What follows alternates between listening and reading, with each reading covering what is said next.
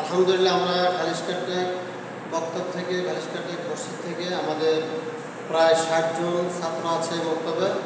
এখান থেকে আমরা একটা পুরস্কারের ব্যবস্থা করেছি। যারা আমাদের ইসলামী ফাউন্ডেশনের একটি বই রয়েছে,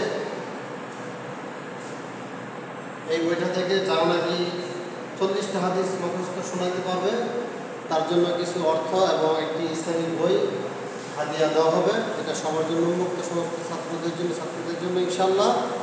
এবং ইতিমধ্যে আমাদের এই বক্তব্যের এই ছেলেটি হুসাইন, সে ৪০টি হাদিস মুখস্থ করে আমাদেরকে শুনিয়েছে।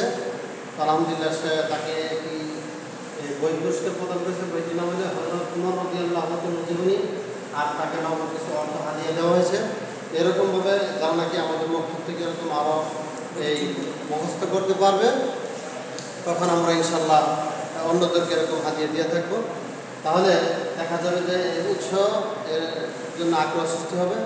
আমরা ইনশাল্লাহ এরকম যেন আরও ভালো কাজ অংশগ্রহণ করতে পারি, সমস্ত ছাত্রদের প্রতি আমরা সহানুভূতি এবং ভালোবাসা দেখাতে পারি। সেই জন্য আমরা আসলে এই দাওয়াতটা দিচ্ছি, সবাই দেখে যেন আরও উৎসাহিত হয়।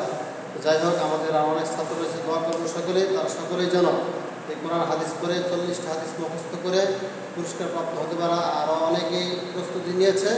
ইনশাআল্লাহ সকলের জন্য আমাদের শুভকামনা এবং দোয়া রইল। এই মুরব্বীদের মাধ্যমে আমরা এই আমাদের জনাব হাসি টাকা তাকে এই পুরস্কারটি হাতে উঠিয়ে দিচ্ছি ইনশাআল্লাহ। ঠিক আছে, সকলে আমাদের জন্য দোয়া করবেন, আমরা যেন এই হাদিস দিয়ে আমরা যেন আরও পুরস্কৃত করতে পারি।